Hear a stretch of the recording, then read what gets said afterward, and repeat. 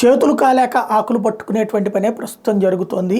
TRS alias BRS వాళ్ళు తెలంగాణ రాష్ట్ర సమితి అనే పేరు భారత రాష్ట్ర సమితి అని పెట్టినప్పుడు మొట్టమొదటి నేను వీడియో పోస్ట్ చేశాను. ఆత్మ చంపేస్తున్నారు. తెలంగాణ అన్న భావజాలమే గుండెకాయి కేసీఆర్కి కానీ ఆ పార్టీకి కానీ.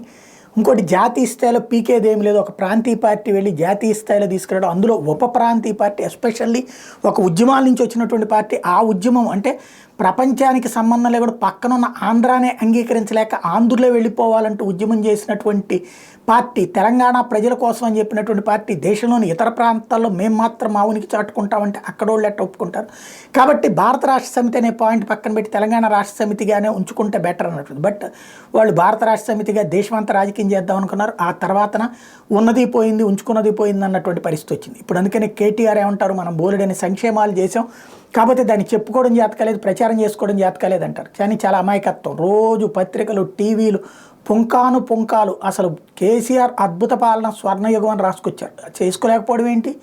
బోల్డ్ అన్ని రైతు బంధు ఇచ్చింది కొంతమందికి, కానీ అందరికీ ఇచ్చారని చెప్పుకున్నారు లేదా? కౌలు రైతులకు ఇవ్వకపోయినా లేకపోతే రైతు కూలీలకు ఇవ్వకపోయినా ఇచ్చుకున్నట్టు చెప్పుకున్నారు లేదా? సాధారణ జనాలకు ఎవరికైనా తెలుసా లేదే? అట్లాగే ఇళ్ళు 4 ఇచ్చి అందరికి ఇచ్చేసామన్నట్టు చెప్పుకోలేదే ఏంటి? ప్రచారం బోల్డ్ అంత జరిగింది. అతి ప్రచారం కొంప ముంచింది. అది అర్థం చేసుకోలేకపోతున్నా.